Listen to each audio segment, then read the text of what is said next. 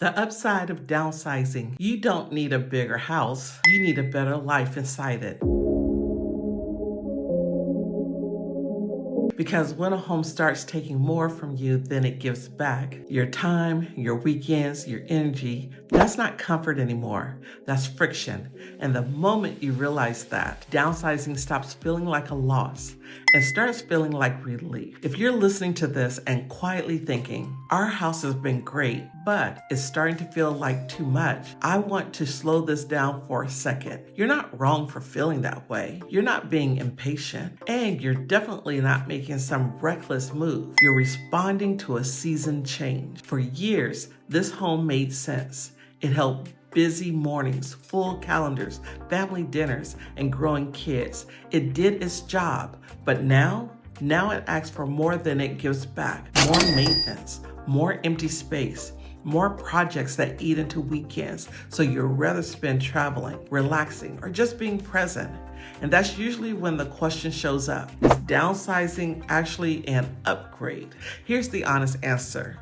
Yes, when it's done intentionally, because downsizing isn't about shrinking your life, it's about right-sizing it. Most people think downsizing means sacrificing something, less space, less comfort, less flexibility. But what I see, especially with couples nearing retirement, is the opposite. They gain time, they gain mental space, they gain freedom. Instead of planning weekends around house projects, they plan trips. Instead of heating rooms no one uses, they're hosting family and spaces that actually feel alive.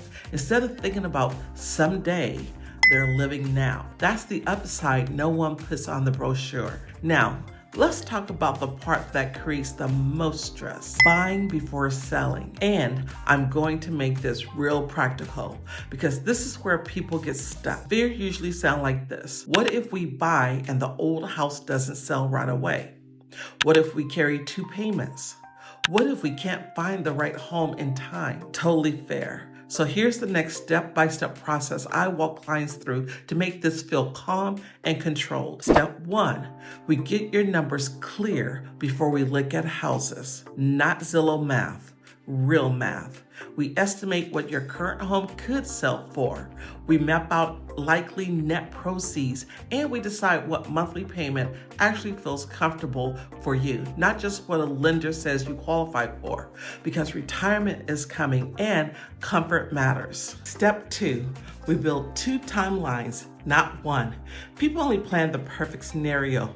I plan for reality. So we build a plan A timeline, best case, and a plan B timeline. If things take longer or a home takes longer to find, or we need extra breathing room, this is where stress drops because you stop relying on luck. Step 3, we choose your buying strategy.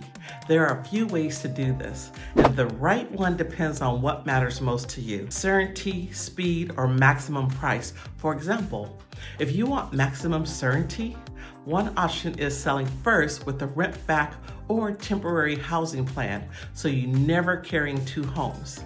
If you want to buy first, we look at what cash reserve you'd need, what bridge options exist, and what purchase terms make your offer strong without you feeling exposed. If you're thinking new construction, timing can actually be your friend because you may be able to align closing dates more cleanly.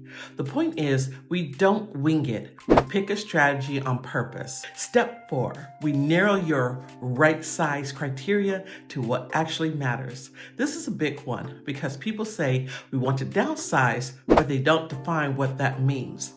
So we get specific.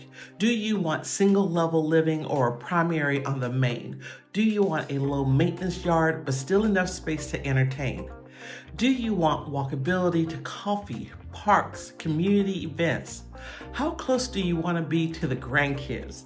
Like 10 minutes close or 30 minutes close? When this is clear, house hunting becomes simpler and faster. Step 5, we prep your current home like a product, not a scrapbook. And I say that with love, because the goal isn't to prove you loved your home. The goal is to help buyers fall in love with it. So we do a pre-list walkthrough, decide what's worth doing and what's not, and focus on the upgrades that create the biggest return with the least disruption.